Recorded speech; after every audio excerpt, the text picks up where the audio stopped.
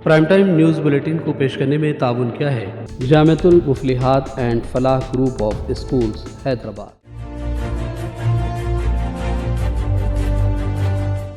अस्सलाम वालेकुम नाज़रीन, सियासत टीवी के प्राइम टाइम में आप सबका तहदील से इस्तकबाल है। मैं हूं फरजान अहमद। सबसे पहले पेश है प्राइम टाइम की हेडलाइंस।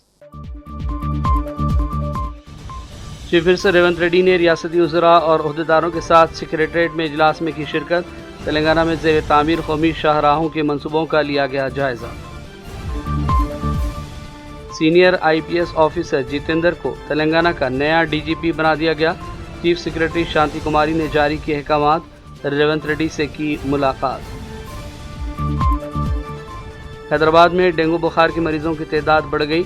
जारिया मौसम में अब तक 160 अफराद डेंगू से मुतासर। डॉक्टरों ने दिया एहतियात का मशवरा।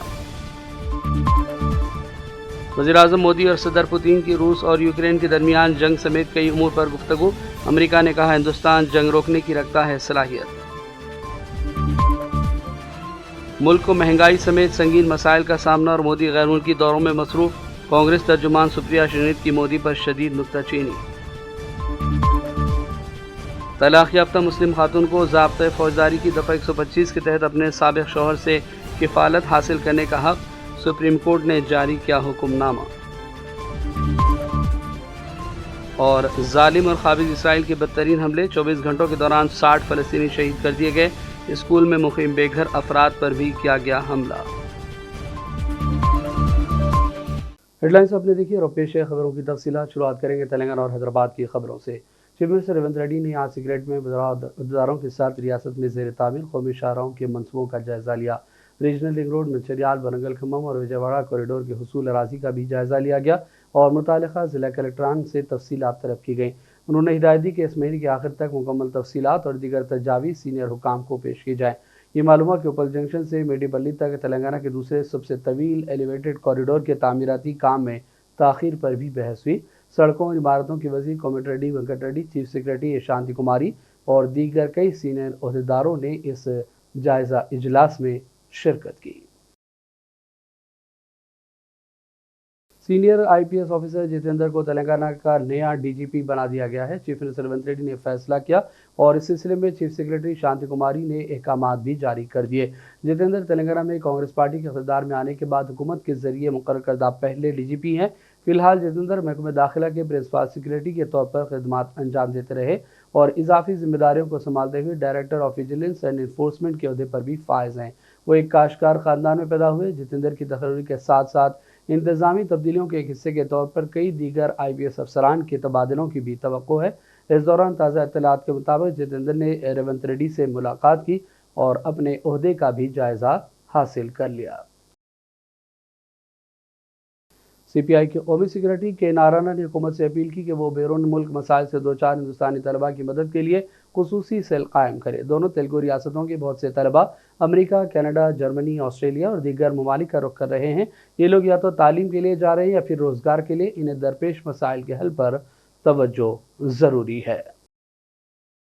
तेलंगाना की चीफ सेक्रेटरी शांति कुमारी ने ज़िला कलेक्टरान को हिदायत दी कि वो ख़वातीन के सेल्फ हेल्प ग्रुप्स को लखपति बनाने के प्लान पर मौसर अमलावरी को यकीनी बनाएं और हर तंजीम को 1 करोड़ रुपये की मालियाती मदद दी जाए। हुकूमत ने आइंदा 5 सालों में ख़वातीन की अपनी आमदद के ग्रुप्स को लखपति बनाने का निशाना मुकर्रर करते हुए काम शुरू किया है। मलकाजगिरी के रुकन पार्लियामेंट इटाला राजेंद्र ने दावा किया कि BJP बेरोजगार नौजवानों के साथ खड़ी है। गरीबों की ज़िंदगी में खुशहाली लाने के लिए इक़दाम किए जा रहे हैं। अपने हल्के में जलसे से खिताब के दौरान इटाला ने कहा कि पूरी तलबा बरादरी और बेरोजगार नौजवान रियासत की कांग्रेस हुकूमत से मायूस हो चुके हैं। माह मुहर्रम के इंतजाम के सिलसिले में शहर हैदराबाद की पुलिस की जानिब से कोऑर्डिनेशन मीटिंग का इनेकाद अमल में लाया गया। इसमें 10 मुहर्रम और इससे जुड़े प्रोग्राम्स के दौरान इंतजाम, शहर में अमन व अमान की बरकरारी समेत दीगर उमूर पर तफसीली तबादले ख्याल किया गया और तजावीज़ हासिल की गई। मुहर्रम और यूम अशूरा के इंतजाम के लिए बुलाई गई है। सभी जानते हैं कि मुहर्रम इस्लामिक कैलेंडर का पहला महीना है। मुहर्रम 10 तारीख को इमाम हुसैन अलैहिस्सलाम की शहादत हुई। ये ऐसा वाक़या है जो क़यामत तक हक और बातिल की पहचान बना गया। इमाम हुसैन सच्चाई, हक और इंसाफ के आलम बरदार है। दूसरी तरफ यजीद झूठ, बातिल और नाइंसाफी की अलामत है। करबला के शहीदों का गम और उनसे मोहब्बत हमारी अमानत है। हैदराबाद में मुहर्रम को हिंदू, मुस्लिम, सिख, ईसाई कई सदियों से मिलजुल कर मनाते हैं और करबला वालों को कराज अकीदत पेश करते हैं। पुलिस डिपार्टमेंट और तेलंगाना गवर्नमेंट के बाकी सभी डिपार्टमेंट इस साल भी मुहर्रम और यूम शूरा के इंतजामात में हिस्सा लेने के लिए को अपनी सादत समझते हैं। मैं तमाम शिया तंजीमों और अंजुमनों से ताउन की ख्वाहिश करती हूं और अपनी जानिब से और हमारे सीपी साहब की जानिब से भी ताउन की यकीन दिलाती हूं। आखिर में ये दो शेर से ये अपना वाकया खत्म करना चाहूंगी। गम हुसैन खुदा सबको सरफराज करे, यही वो गम है जो हर गम से भी न्याज करे। इंसान को बेदार तो हो ले दो, हर कौम पुकारेगी हमारे हैं Hussain. Oil seed development corporation के चेयरमैन की हैसियत से जे राघव रेड्डी ने ओहदे का जायजा हासिल कर लिया। इस मौके पर रियासती वज़रा उत्तम कुमार रेड्डी और पूनम प्रभाकर भी मौजूद थे। मीडिया से इन वज़रा ने बातचीत भी की।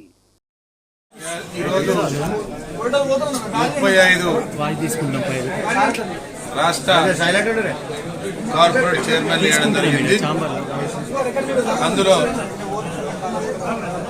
ముఖ్యమంత్రి గారు మరియు మంత్రివర్యులు అందరూ కలిసి ఈరోజు కాంగ్రెస్ పార్టీలో కష్టపడ్డ వాళ్లకు ఇవ్వడం జరిగింది.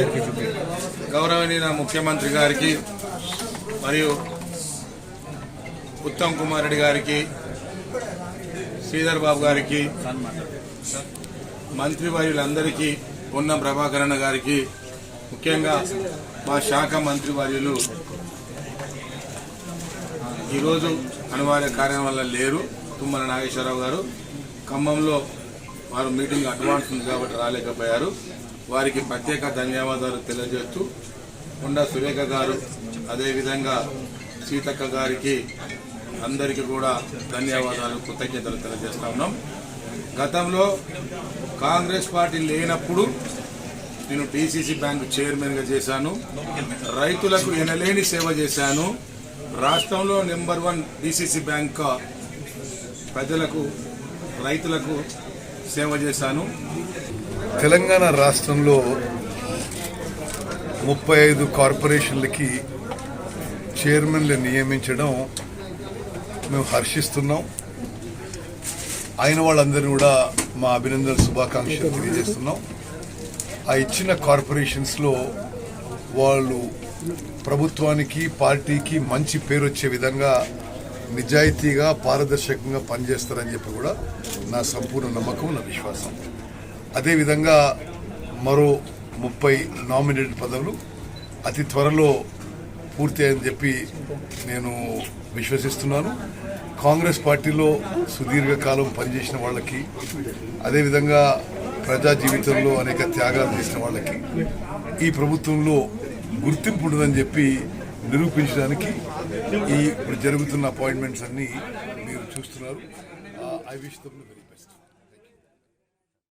शहर हैदराबाद में डेंगू बुखार के मरीजों की तादाद बढ़ती जा रही है। जारिया मौसम में अब तक 160 अफराद डेंगू बुखार से मुतासर हुए हैं। डॉक्टर्स ने खबरदार किया कि अवाम चौकस रहें, एहतियात बरतें। आने वाले दिनों में केसेस की तादाद बढ़ने के अंदेशे भी जाहिर किए गए हैं।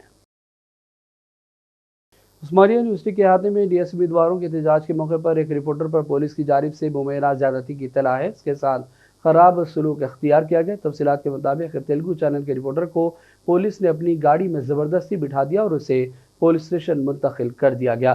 बताया गया है कि नौजवान साफ़ी डीएसए एहतजाज की रिपोर्टिंग कर रहा था और इसी दौरान पुलिस ने इसे ज़बरदस्ती हिरासत में ले लिया। स्क्रीन पर आप ये मनाजिर देख सकते हैं। अरे जर्नलिस्ट ना पाने you are holding my this is not a fair thing. Hello I know which is the parent which is not fair. You are taking me inside, brother. Camera on it. Camera on it.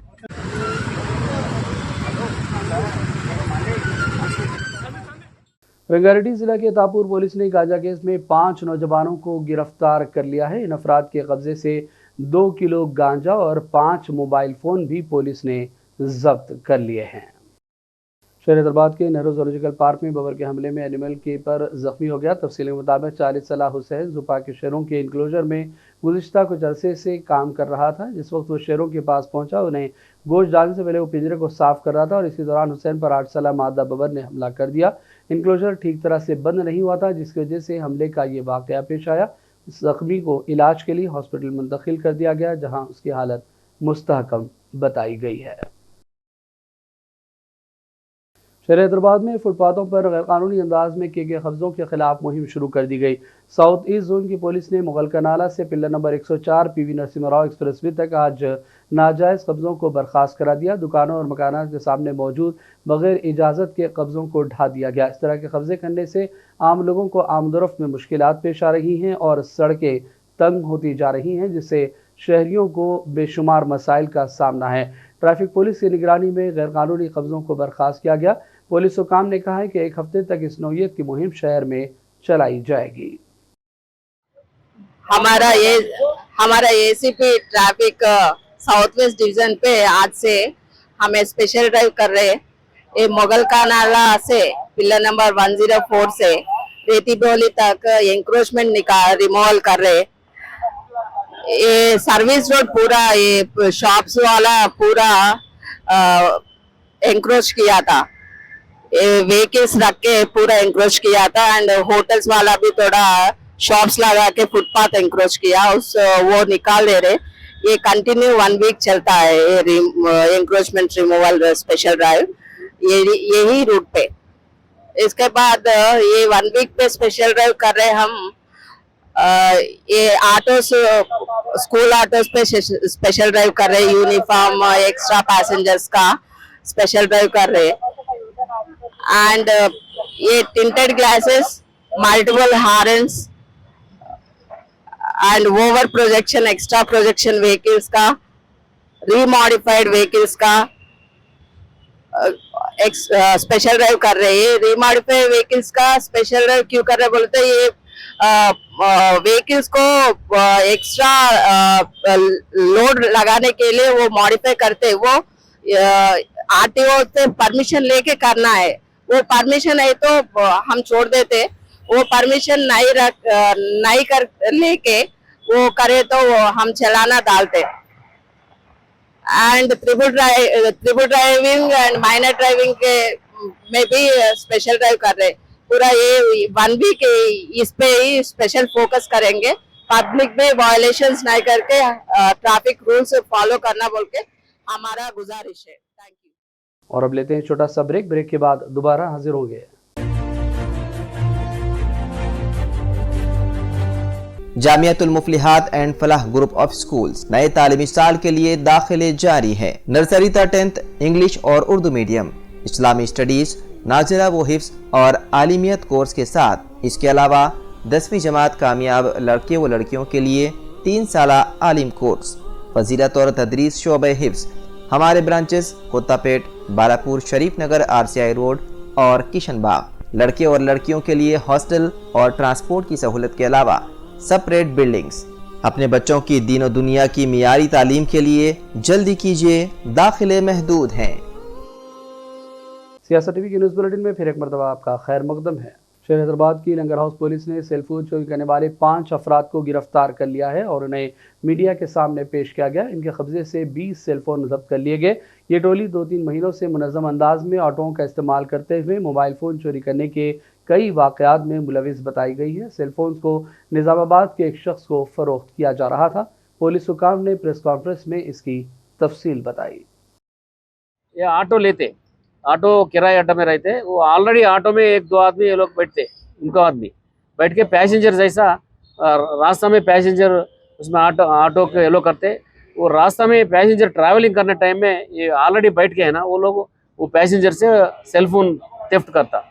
ऐसा morning से evening तक फिरते कोई passenger से cellphone वो लोग चोरी करता। ऐसा सेलफोन चोरी करने वाला जमा करके निज़ामाबाद में एक रिसीवर है, उनके पास सैयद रहमतुल्लाह इलियास अमन, उनको बेचते। ऐसा हमें इन्फॉर्मेशन आया। इधर लंगर हाउस इंस्पेक्टर, क्राइम टीम और ACP उनका अंडर में काम करे पूरा। अब अरेस्ट करके 20 सेलफोन रिकवरी करे, अभी उनको कोर्ट में प्रोड्यूस करते हैं। 2-3 महीने से करे, इवनिंग तक किधर वो मौका मिले तो सेल फोन लेते, नहीं तो नहीं। ऐसा एवरीडे वही काम पे रहते हैं लोग। हमारे पास 2 कंप्लेंट है, 2 केस रजिस्टर करे। सिटी में भाई वेरीफाई कर रहा हूँ, ये फोन भी भेजा के आपका कोई कंप्लेंट है तो पुराना केसेस है उनके पास। तो ये पीडी एक्ट पहले भी इसके ऊपर हुआ नहीं, अभी वो सेल फोन चोरी पहले तो नहीं करे, अभी प्लान करते हैं। कैसा मुलाकात हुई सर? ఈడు ఇంత ముందు సాజిద్ ఎప్పటి నుంచో పాత దొంగ, ఎన్నోసార్లు చేశారు. అట్లా నిజామాబాద్ లో దొంగ పరిచయం అయ్యి పలానోడు సెల్ ఫోన్ కొంటాడని తెలుసు వాడికి, అట్లా जेके उन्हों अहमद नहीं रिसीवर उन्हों मोहम्मद साजिद निजामाबाद गया, 2-3 बार गया तो जब उधर परिचय हुआ।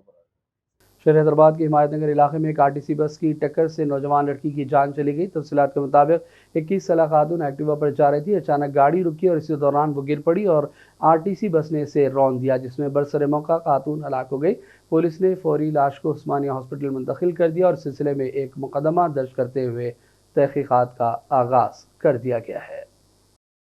और अब आगे बढ़ते हैं चंद अहम कौमी और आलमी खबरों की जानिब। पीएम मोदी और सदर पुतिन ने रूस और यूक्रेन के दरमियान तनाज़ा समेत कई उमूर पर बातचीत की। याद रहे कि रूस यूक्रेन जंग शुरू होने के बाद से मोदी का यह रूस का पहला दौरा है। इस दौरान अमेरिका ने उम्मीद जाहिर की कि हिंदुस्तान पुतिन पर दबाव डालकर यूक्रेन जंग खत्म करने की सलाहियत रखता है। अमेरिका का बयान एक ऐसे वक्त में आया जब मोदी ने पुतिन पर जोर दिया कि यूक्रेन तनाज़े का हल बातचीत में है, न कि मैदान जंग में। मोदी ने बच्चों के कत्ल का मामला भी उठाया और कहा कि ये दिल को तकलीफ पहुंचाने वाला है। आइए देखते हैं मोदी का ये बयान।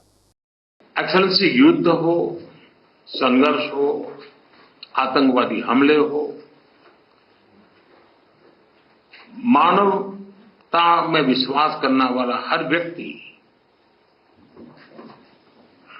जब जानहानि होती है तब बहुत पीड़ित होता है, लेकिन उसमें भी जब मासूम बच्चों की कत्ल होती है, मासूम बच्चों को मरते हुए देखते हैं, तब हृदय छलनी हो जाता है और वो दर्द बहुत भयानक होता है। और इस विषय में भी आपसे विस्तार से चर्चा हुई। एक्सेलेंसी, एक मित्र के नाते मैंने हमेशा कहा है कि हमारी भावी पीढ़ी के उज्जवल भविष्य के लिए शांति सर्वाधिक आवश्यक है, लेकिन मैं ये भी जानता हूं कि युद्ध के मैदान में समाधान संभव नहीं होते। बम, बंदूक और गोलियों के बीच समाधान और शांति वार्ताएं सफल नहीं होती हैं और हमने वार्ता के माध्यम से ही शांति के रास्ते अपनाने। कांग्रेस तर्जुमान सुप्रिया श्रीनाथ ने मोदी के गैर-मुल्की दौरे और हिंदुस्तान में पेश आ रहे मुख्तलिफ वाक़यात के हवाले से बयान दिया।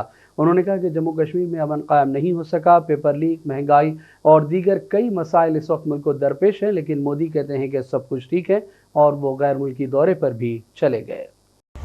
आज ठीक 1 महीना हो गया नरेंद्र मोदी की सरकार बने। आज ही के दिन जून में उन्होंने अपने पद की शपथ ली थी।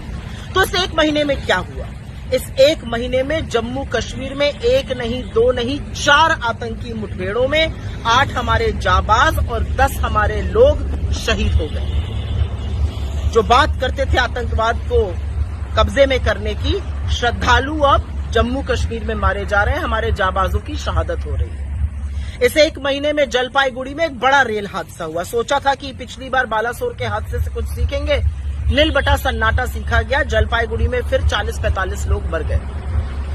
इस 1 महीने में पेपर लीक की तो मानो आपदा आ गई हो, महामारी आ गई हो। इस 1 महीने में नीट की परीक्षा का पेपर लीक हुआ, उसके बाद नेट का पेपर लीक हुआ, फिर CSIR नेट स्थगित करना पड़ा, नीट की PG स्थगित करनी पड़ी। अरे दिल्ली विश्वविद्यालय अपना लॉ का एग्जाम नहीं करा पा रहा है। पेपर लीक की महामारी है, मोदी जी कहते हैं सब ठीक है। इस 1 महीने में दाल का, आटे का, दही का, सबका दाम बढ़ा, CNG का दाम बढ़ा, टोल टैक्स का दाम बढ़ा। इस 1 महीने में देश ने रुपए को निरंतर लुढ़कते हुए देखा, मानो गिरफ्त में ही नहीं आ रहा हो। जो कहते थे कि जैसे जैसे रुपया गिरता है प्रधानमंत्री की प्रतिष्ठा गिरती है, उनको सोचने पे मजबूर होना पड़ेगा कि प्रतिष्ठा किस गोते में चली गई। इस 1 महीने में बेरोजगारी ने 8 महीने का रिकॉर्ड तोड़ दिया। लेकिन क्या मोदी जी को फर्क पड़ता है? उनको कोई फर्क नहीं पड़ता। महंगाई से आप जूझिए, पेपर लीक की महामारी से आपके बच्चे जूझे, बेरोजगारी से इस देश का युवा जूझे, हिंसा और नफरत से मणिपुर जूझे। मोदी जी को क्या फर्क पड़ता है? वो तो मॉस्को में है और मॉस्को में वो ज्ञान दे रहे हैं। मॉस्को में वो बता रहे हैं कि 3 साल में तीसरी बार में वो क्या क्या करने वाले हैं। आतंक आपसे रुक नहीं रहा है, आतंकवादी आपसे कंट्रोल नहीं हो रहे हैं, महंगाई को कंट्रोल करना आपके बस की बात नहीं है, रुपया को आप मजबूत नहीं कर पा रहे हैं, तो आप करने क्या आए हैं? ये अलग बात है कि रिचार्ज भी अब इतना महंगा हो गया है कि रील देखना भी दुर्लभ होता जा रहा है। तो ये है 1 महीने के मोदी सरकार का। कांग्रेस के साबिक सदर राहुल गांधी ने मणिपुर दौरे के अख्ताम पर प्रेस कॉन्फ्रेंस की। उन्होंने कहा कि उनका ये तीसरा दौरा है और मणिपुर की हालत में कोई सुधार उन्हें देखने में नहीं आया। राहुल ने कहा कि मरकजी हुकूमत इस जानिब फौरी तवज्जो दे और मोदी को मणिपुर रियासत का दौरा करना चाहिए और हालात और अवाम की आवाज़ को समझने की कोशिश की जाए। मैंने सोचा था कि अब मैं आया हूँ, काफ़ी समय बाद आया हूँ, तीसरी बार है। 1 साल पहले आया था, फिर भारत जोड़ो यात्रा में आया और अब आया हूँ। मैंने सोचा था कि ग्राउंड पे काफ़ी इम्प्रूवमेंट होगा, मगर दुख की बात है कि वो इम्प्रूवमेंट नहीं हुआ। कैंप्स में मैं कम्युनिटी से मिला, उनके दिल की बात सुनी, दर्द आंखों से देखा, सुना, और मैं सिर्फ ये कहना चाहता हूँ कि नफ़रत और हिंसा से आगे कोई रास्ता नहीं बनेगा। मोहब्बत से, भाईचारे से, रिस्पेक्ट से सोल्यूशन निकल सकती है, बातचीत से सोल्यूशन निकल सकती है। मैं राजनीतिक बात करने नहीं आया हूँ। गवर्नर से हमारी बात हुई, हमने उनको बताया कि देखिए, जो भी हम कर सकते हैं, कांग्रेस पार्टी कर सकती है, मैं कर सकता हूँ, हम करने के लिए तैयार हैं। मगर हम खुश नहीं हैं। जो प्रोग्रेस हुई है उससे हम खुश नहीं हैं, क्योंकि हमें नहीं लगा है कि प्रोग्रेस हो रही है। आखिरी बात मैं कहना चाहता हूँ और मैं प्रधानमंत्री से रिक्वेस्ट करता हूँ कि वो देश के प्रधानमंत्री हैं, मणिपुर एक प्रदेश है और प्रधानमंत्री को बहुत पहले विज़िट करना चाहिए था, मगर मणिपुर को ज़रूरत है कि हिंदुस्तान के प्रधानमंत्री यहाँ आए और जो यहाँ हो रहा है उसको समझने की कोशिश करें और जनता की जो आवाज़ है, जनता का जो दुख है, दर्द है, उसको सुने। इससे बहुत फ़ायदा होगा, मणिपुर की जनता में कॉन्फिडेंस आएगी। तो मेरी रिक्वेस्ट है कि प्रधानमंत्री को यहाँ आना चाहिए। मणिपुर के लोग भी चाहते हैं, शायद पूरा देश चाहता है कि प्रधानमंत्री यहाँ आकर जनता की बात सुने। सुप्रीम कोर्ट ने एक अहम फैसले में कहा है कि तलाक याफ्ता मुस्लिम खातून को ज़ाब्ता फौजदारी की दफ़ा 125 के तहत अपने साबिक़ा शौहर से किफ़ालत हासिल करने का हक़ है। 2 रुकनी बेंच ने मोहम्मद अब्दुल समद की जानिब से तेलंगाना हाई कोर्ट के इस हुक्म को चैलेंज करने वाली दरख्वास्त पर फैसला दिया, जिसमें दरख्वास्त गुजार से कहा गया था कि वो अपनी तलाक याफ्ता को 10,000 रुपये की अबूरी किफ़ालत अदा करे। बेंच ने अपने फैसले में मुस्लिम ख़वातीन के हक़ूक़ पर जोर दिया और दरख्वास्त गुजार समद की अपील को मुस्तरद कर दिया।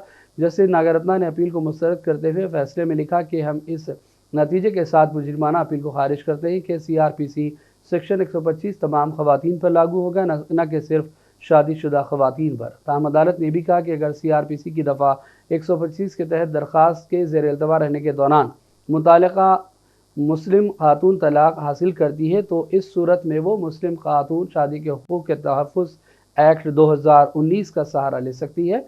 अदालत उज़्मा के जजों पर मुश्तमिल 2 रुकनी बेंच ने अलग अलग लेकिन मुत्तफ़िक़ा फ़ैसला सुनाया। और अब प्राइम टाइम के आखिर में फ़लस्तीन से बड़ी खबर। इसराइल की ज़ालिम और क़ाबिज़ फ़ौज के हमलों में 24 घंटों के दौरान 60 फ़लस्तीनी शहीद कर दिए गए। गाज़ा में सरकारी मीडिया ने कहा है कि क़ाबिज़ फ़ौज के हाथों 6 क़त्ल-ए-आम किए गए, जिनमें 60 फ़लस्तीनी शहीद हुए और सैकड़ों दीगर ज़ख्मी हुए। शुहदा और ज़ख्मियों में बेशतर बच्चे और ख़वातीन शामिल हैं। बहुत से ज़ख्मियों की हालत तशवीशनाक है, जिसके बाद शहादतों में इजाफे का भी अंदेशा है। क़ाबिज़ फ़ौज ने ख़ान-यूनिस इलाके में एक स्कूल में मौजूद बेघर अफराद के खिलाफ खौफनाक बमबारी की, जिसमें 29 फ़लस्तीनी शहरी शहीद हो गए, जिसमें अक्सरियत बच्चों और ख़वातीन की बताई गई। क़ाबिज़ फ़ौज ने मरकज़ी कैंपों में मज़ीद 6 कत्ल किए, जिससे गुज़िश्ता घंटों के दौरान शुहदा की तादाद 60 हो गई। 7 अक्टूबर से जारी इस जंग में अब तक शुहदाए फ़लस्तीन की मजमूई तादाद 38,700 से भी बढ़ चुकी है। और अब आखिर में हेडलाइंस पर डालेंगे एक और नजर। चीफ मिनिस्टर रेवंत रेड्डी ने रियासती वज़रा और अहदेदारों के साथ सेक्रेटरीट में इजलास में की शिरकत। तेलंगाना में ज़ेर तामीर कौमी शाहराहों के मंसूबों का लिया गया जायजा।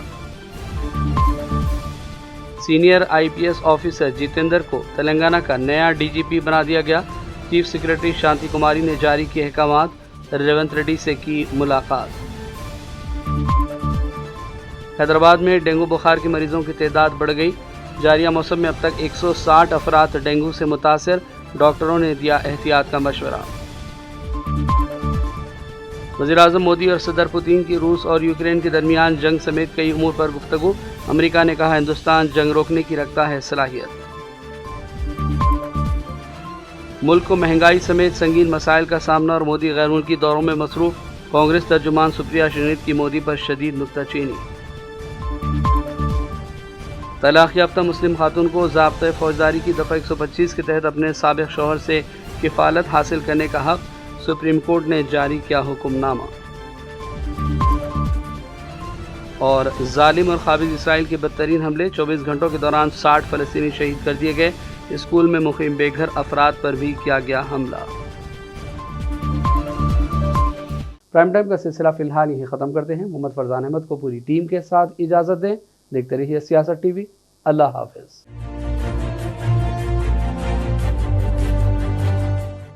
प्राइम टाइम न्यूज़ बुलेटिन को पेश करने में ताउन किया है Jamiatul Muflihat and Falah group of schools Hyderabad. Jamiatul Muflihat and Falah group of schools नए तालीमी साल के लिए दाखिले जारी है। नर्सरी तक 10th इंग्लिश और उर्दू मीडियम, इस्लामी स्टडीज, नाज़िला व हिफ्ज़ और आलिमियत कोर्स के साथ इसके अलावा 10वीं जमात कामयाब लड़के व लड़कियों के लिए 3 साला आलिम कोर्स, फजीलत और तदरीस शोबे हिफ्ज़।